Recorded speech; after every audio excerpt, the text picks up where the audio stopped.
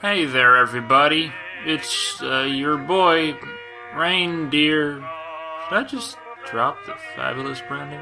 Anyway, as of the time I'm writing this, which, judging from how long I usually take to make these videos, is like a month ago, I'm back from my vacation to the Dolomites. It was a good trip. I walked some paths, saw some reindeers, ate some reindeers, did not eat shit this time, rewatched the greatest western cartoon of the 2000s, watched some other anime, and I played some games on my 3DS. One of which I played much more than the rest, and that was Pokémon Mystery Dungeon: Explorers of the Sky.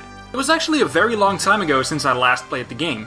When I picked it up again, I was instantly reminded of its interesting world, amazing music, beautiful artwork, and tight, fast-paced gameplay. This game definitely kept me entertained when I wasn't walking around some mountains, and when I was, the game was still in my mind, so much even that I decided to do a video on it. Also, I'm not doing Metal Gear Rising. I'm sorry, on my way to my vacation, I was thinking of things to say about it, but I just couldn't find anything funny or interesting that hasn't already been said. And that is important to me. I'm a bastion of originality. No one makes video game reviews on YouTube like me.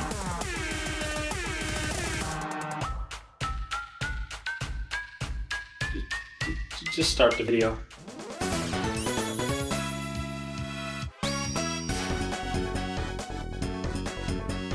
Pokémon Mystery Dungeon is a spin-off series with multiple titles under its belt. It started with Red and Blue Rescue Team, Red for Game Boy Advance and Blue for the, at the time, new DS. I've played and beaten the original Red Rescue Team, but I have much more memories with Explorers of Time and later Explorers of the Sky. Being a spin-off, the gameplay is vastly different from the normal Pokémon games. Instead of being a trainer aiming to be the very best that no one ever was, you yourself are a Pokémon, and you guide yourself and the rest of your team through the titular mystery dungeons. There are no humans in this world, although they are mentioned every now and then throughout the story. The story of this game is actually good. Before the game even starts, you take a personality test to determine what kind of Pokémon you are. You end up as either one of the starters from Gen 1 to Gen 4, or another Pokémon like Pikachu, Phanpy, or Riolu. My personality was quiet. I'm great with numbers, I analyze information before making decisions, and it's also here where you choose your partner. I picked Shinx simply because it evolves into one of my favorite Pokémon, and I'm sure evolution will happen soon. You can't choose a Pokémon with the same type as you, as that would make your team unbalanced. But even with that, there's still a huge amount of different pairs you can make, and thus every playthrough can end up differently. The actual story begins with your partner struggling to find the courage to join the Wigglytuff Guild, a sort of place that trains explorers. Your partner, however, is just too anxious and retreats to the beach. Here we see a sort of cutscene with Krabbies blowing bubbles, and it's accompanied by music, and it's absolutely beautiful. These kind of things happen multiple times throughout the story. You just get a view. And this plays pretty well into the feel of being an exploration team. Exploring isn't just about finding treasure or knowledge. Sometimes the reward is nothing but the things you see. I didn't make that up, by the way, the game actually says that. But to go back to the main story, your partner finds you lying unconscious on the beach. You come to your senses pretty quickly. You exchange a few words, mainly about being a human turned into a Pokémon, which your partner believes pretty easily, until these two assholes take your partner's treasure and run. After about 6 minutes of dialogue, the actual gameplay finally begins. These long chunks of just talking actually happen a lot throughout the game. In some cases, there will even be multiple save prompts in between all the talking without gameplay ever happening. Remember how in my review of Pokémon Sun and Moon I said that the cutscenes really help establish the game's characters? That's true here as well, but in my opinion it's done much better. The chunks of gameplay in between the story are long and engaging enough for me to not mind the large amounts of dialogue that surrounds them. Unlike some other games, of which my opinion has changed a bit over the months. But going back to the gameplay, hey, did you know? Pokémon Mystery Dungeon is in fact a dungeon crawler, who would have thought? The main goal within each floor of the dungeon is to find the stairway that leads to the next floor. Dungeons are composed of rooms and corridors. Early game they're pretty simple, but they get more complicated as the game goes on, and they're different upon every visit. Within the dungeons, you'll find other Pokémon that obstruct your path. The fighting system in this game is pretty tight. You can perform a regular attack with the A button, but it won't do much damage. It's better to use your more powerful moves, but moves have a limited amount of power points, usually less than in the main game, so keep an eye on that. You'll also find various items. There's berries that restore your HP or heal status problems, seeds that bestow certain effects on Pokémon, and orbs that also do that, but usually on a larger scale. Aside from keeping an eye on your health and power points, you also need to make sure that you don't starve, because, you know, that's a bad thing.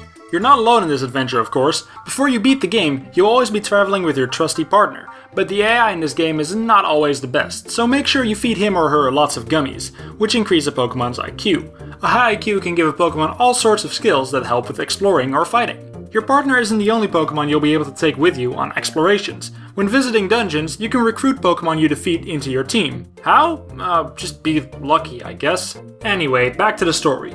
You make it through the dungeon, beat the assholes who took your partner's treasure, and, on a whim, decide to form an exploration team at the Wigglytuff Guild.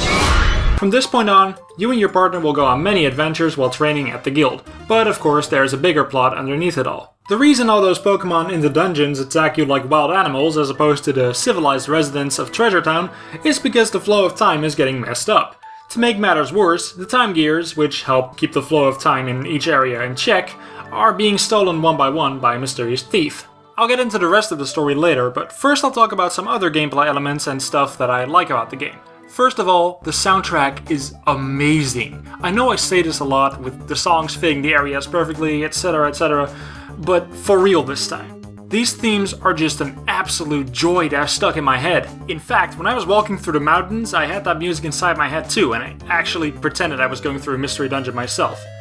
And yes, that does make me a giant dweeb. I'll just go ahead and shove myself in the locker, save you the trouble.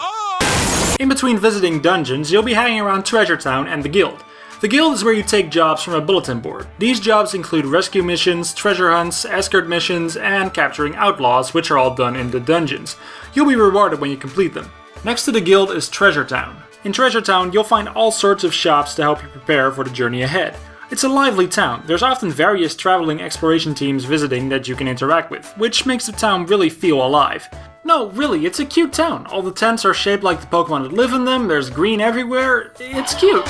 You got your basic stuff like a market, a storage, and a bank, but there's also a couple more interesting facilities, like the Electivire Link Shop, where you can link two moves together and perform them in the same turn. There's the Chansey Daycare, where you can hatch child soldiers, and there's the Marowak Dojo, which is like a mini training dungeon, which you should go to every now and then. I mentioned before that the gameplay is tight, but that doesn't mean it's devoid of bullshit. First of all, moves miss a lot more than in the main game. It can get aggravating when you just keep missing move after move, wasting not only your time but also your already limited power points. Traps are also really annoying, especially if your team members step on them as well, while they're just right there in plain sight. Bonus points if it's an area of effect trap, like an explosion. You can stop this by changing your team's tactics to make them wait on the spot so you can more easily reposition, but that involves going in and out of menus and that can get tedious. And of course, the infamous monster houses. You're going through a dungeon, just minding your own business, then suddenly... These things tend to happen late game. You're almost at the top or bottom of a dungeon, you're all stocked up on Reviver Seeds and Oran Berries, and you just get swarmed by a room full of Pokemon. It just brings my piss to a boil. At least it would if I didn't stock up on the appropriate orbs. Here's your useful tip of the day. I was going to talk about how you could just cheat and give yourself any item, but that's cheating and that would be like a dark tip. Use those orbs. They can often be much more useful than you think. For example, in case of a monster house, use Slumber Orbs or Focil Orbs, which immobilize the entire room, allowing you to make an easy exit or take out all the enemies one by one. Take your pick.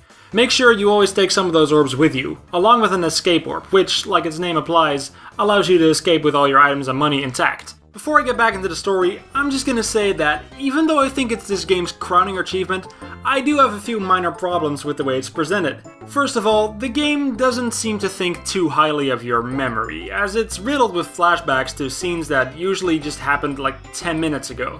Another thing I don't like is how sometimes big battles don't seem to matter at all. Take the fight with the Manectric tribe over here, which isn't really a big spoiler in any way. I clearly beat them all, yet the cutscene that plays after shows me getting my ass handed to them as if that's what's been happening all along. Like, I'm sorry, but I put you underneath the Earth's surface, almost. Are you telling me that was all for nothing? But as you would expect from me at this point, those are very minor complaints, and the rest of the game and story are good, all that stuff I say in pretty much every one of my videos. Now, let's talk about the story. And I don't mean a synopsis, I'm going to talk about why I think that this is where the game truly shines. First of all, characters. Not all of them are great, a lot of them are these words they say in every one of their sentences, which does get kind of annoying, but it's tolerable because the ones that do that are background characters. No, it's the main characters, you and your partner, that truly matter. They go through so much together, and it really feels like a genuine friendship.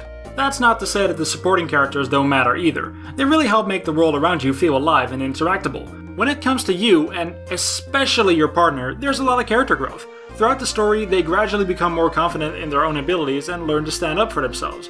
Sure, this isn't a very uncommon character trope, but I think it's done very well. I've grown very attached to my own partner, and I feel like I was truly helping him become a stronger person, or Pokémon. Oh, here's a bunch of spoilers, by the way. Around 2/3 of the main story, there's a big twist that I really didn't see coming when I first played the game, when the roles of two major characters were suddenly reversed, with only a tiny bit of foreshadowing at an earlier part of the game. This also causes a lot of character growth and turmoil within your partner, who now has to learn to trust someone they perceived as a bad person the whole time. It also gets really sad at points, heart-wrenching even. Sacrifices are made, tragic secrets are kept, and once they're revealed, it's already too late. To elaborate, you, as in the main character, know that once the job is done, you'll disappear and leave your partner behind. When it finally happened, I was having a hard time holding back tears, and I know I'm not alone when I say that. And you know what really accentuated it all? The music. This is the real reason why I adore this soundtrack. If it wasn't for the music, I don't think I would have gotten so emotional over this ending. Hell, just listening to the music alone brought me on the verge of tears. The verge, that is. I don't ever legitimately cry. It's mostly the sad music that does it for me. There's this track called Through the Sea of Time, which just never fails to give me the chills. The music that plays in the Hidden Highland dungeon sounds foreboding as hell, and it's also played during one of the game's big reveals, where all hope seemed lost. But it's not just the sad music. I mean, do I even have to mention the final battle theme? I'd hate to be a composer for the Pokémon franchise, because I'd have to live with the knowledge that no matter how good my songs are, they'll never be better than Dialga's fight to the finish. After the credits roll, there's still a bunch of story content, but I don't think it compares to what happened before the credits. It just doesn't grab me as much, so there's not much more for me to say about the story. If you're playing Explorers of the Sky, there's a bunch of additional content like Spinda's Cafe, Shaman Village, and Sky Peak, new starter Pokémon, and the Sky Jukebox, which is really great because, like I mentioned before, the soundtrack is amazing. You also have a bunch of playable side stories in which you play as different characters. It adds a bit of depth to each of these characters, but aside from that, it doesn't hold any relevance to you and your partner's story. And that's the Pokémon Mystery Dungeon Explorer games. In case you haven't noticed, I really like these games. The gameplay is refreshing, the soundtrack is amazing, the art is cute, especially all the character portraits. Did I mention that? I don't think I did. They're cute. And the story just grabs me every time. If you want to try out these games, you could go for Explorers of the Sky, but I also recommend that you pick up Super Mystery Dungeon for the 3DS, which is the newest one. It has updated graphics, more polished gameplay mechanics, and all Pokemon up to Gen 6. And I have no footage for it because 3DS capture cards are still expensive. Well, that's the video. I'm going to have an icon because, you know.